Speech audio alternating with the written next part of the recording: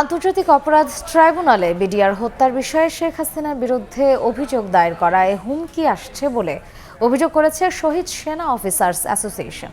সকালে রাজধানীর মহাখালীতে রাওয়া ক্লাবে এক সংবাদ সম্মেলনে এমন অভিযোগ করেন সংগঠনটির নেতারা। তাদের দাবি, পিলখানা হত্যাকাণ্ডে জড়িত কেউ যেন ছাড় না পায়।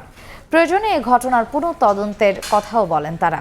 25 ফেব্রুয়ারিকে জাতীয় শহীদ সেনা দিবস ঘোষণার দাবি জানিয়ে কারাগারে যেসব বিডিআর সদস্যের অস্বাভাবিক মৃত্যু হয়েছে সেই রহস্য উন্মোচনের দাবি বিডিআর শহীদ পরিবারের।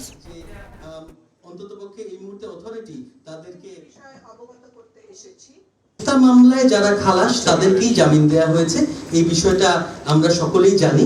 তো যার কারণে হত্যা মামলায় যারা দণ্ডপ্রাপ্ত তাদেরকে আসলে খালাস দেওয়া হয়নি, আর এই বিষয়টা পরিষ্কার। জেলের ভেতর যে সমস্ত বিডিআর সদস্যের অস্বাভাবিক মৃত্যু ঘটেছে, এই রহস্য উন্মোচন করা প্রয়োজন।